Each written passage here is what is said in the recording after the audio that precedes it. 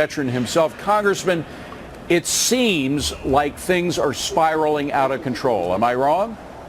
I don't know if they're spiraling out of control at the moment or if they have been spiraling out of control for a long time, and we're just now seeing the culmination of that. But I do appreciate that the president is putting pressure, a great deal of pressure on Turkey to back off.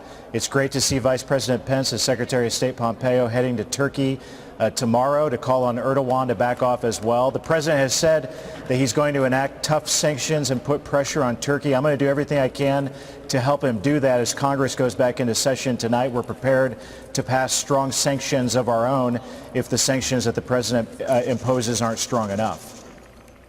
Congressman, it's Carol Roth. As trying to get my head wrapped around the situation, it seems very difficult because it seems like we've been allied with a number of people involved here. We also have concerns with a number of people involved here. Sort of hard to make heads or tails out of it. Do we really need to be the world's police here? I mean, isn't this an opportunity for us to just step back and say, this isn't in American interest, this isn't our problem? Well, that's great perspective, and I agree with that sentiment. You have to remember that it was during the Obama years that the Kurds asked for our help, and we provided that help to wipe out ISIS. President Trump, when he came to office, he campaigned on wiping out ISIS after President Obama called, you might recall, he called ISIS the junior varsity of terrorism, and it was President Trump who came to office and eliminated the caliphate. We did what we needed to do in that part of the world, and I understand the sentiment that the president campaigned on, that's shared by probably a majority of Americans, that we shouldn't continue to be active in endless wars. But in this case, it's imperative that we keep the pressure on, that we keep Turkey out of northeast Syria, if that's the recipe that a lot of us think that it will take to see that the return of ISIS will come by Syria wiping out the Kurds. That's what we don't want to happen, and that's why these tough sanctions that President Trump is imposing is so important. Congressman, first of all, thank you so much for your military service. Look, during the Obama administration, there was a lot of concern about terrorists who were released from Guantanamo coming back to the battlefield. I'm seeing this video all over social media of ISIS terrorists, running from these prisons that have been bombarded, just running free. Shouldn't Americans, you're saying, Americans have no real concern. Shouldn't Americans be concerned about some of these ISIS terrorists who are running free from these holding camps, from these prisons?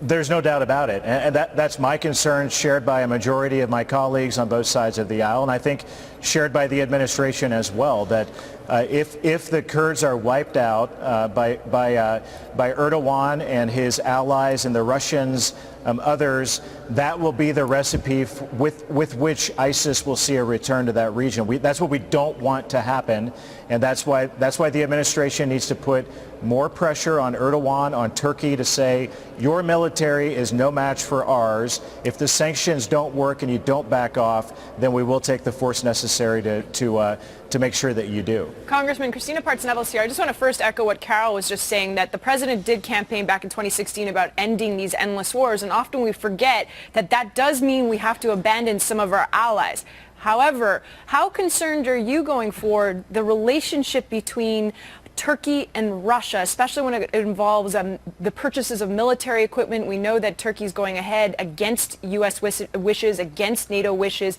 And do you think that we'll be selling those F-16 fighter jets to Turkey?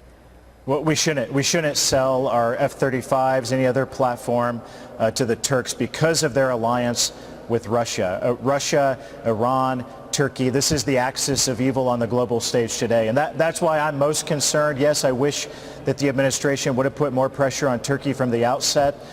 You sort of think about this as, pulling the pin out of the grenade, and everything that was there, the recipe for what we've seen happen over the past 5 or 6 days with this disastrous situation. But I don't blame President Trump for it.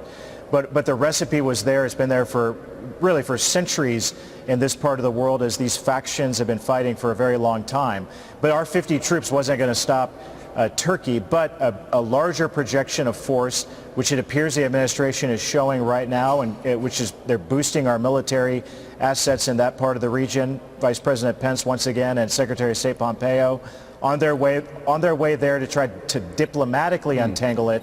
But we have to keep up the maximum pressure campaign on Turkey to prevent them from causing any more harm and allowing ISIS to return to that John, region. very quickly.